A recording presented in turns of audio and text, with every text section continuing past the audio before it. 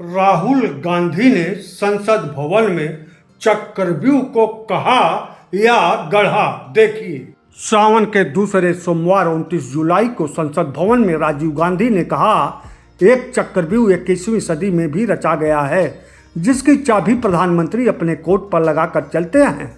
महाभारत काल का चक्रव्यूह कमल के फूल के आकार का था। 21वीं सदी का भी चक्रव्यूह कमल का फूल ही है जो प्रधानमंत्री के कोट पर दिखता है।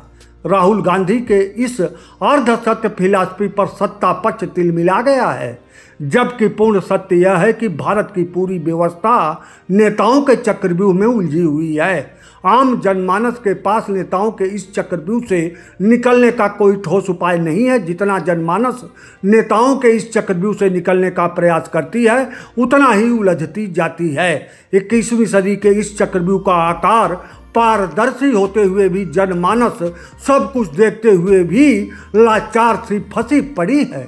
भारत का बच्चा बच्चा जानता है कि कोई भी पार्टी या नेता संपूर्ण ईमानदार नहीं है। ज्यों ही जनमानस से यह सवाल फिजा में कहता है, एक अलग तरह का जवाब फिजा में आ जाता है कि जनमानस भी संपूर्ण ईमानदार नहीं है। नेताओं पार्टियों का चक्रव्यूह ऐसा है कि सभी पार्टियां जातिवाद के खिलाफ होकर अपनी पार्टी में जातिगत मोर्चा बनाए हुए हैं।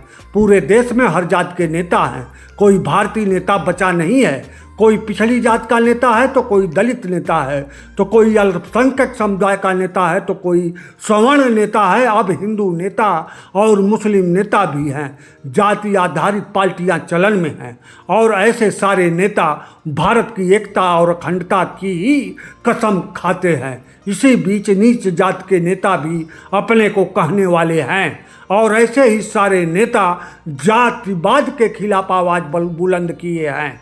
इसे ही चक्रव्यूह कहते हैं। नेताओं की ऐसी ही सरकारें हैं जो आती और जाती रहती है और सर्वमान भ्रष्ट सरकारी विभाग भी अनवरत कुचारू रूप से चलते रहते हैं। जनमानस भी भ्रष्ट विभागों में भ्रष्टतम तरीके से अपना काम करवाती है और ऐसी सरकारें ही भारत को जड़ से भ्रष्टता को जड़ से खत्म करने की सौगंध खाकर आती हैं। इसे ही चक्रव्यूह कहते हैं।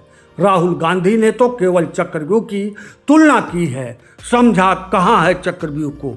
न राहुल गांधी चक्रव्यूह को समझ पा रहे हैं, न ही आम जनमानस चक्रव्यूह को समझ पा रहा है और नेताओं का यह चक्रव्यूह जनमानस को अपने कब्जे में, अपने चंगुल में लगातार फंसाए हुए है। इससे निकलने का उपाय फिलहाल नहीं है।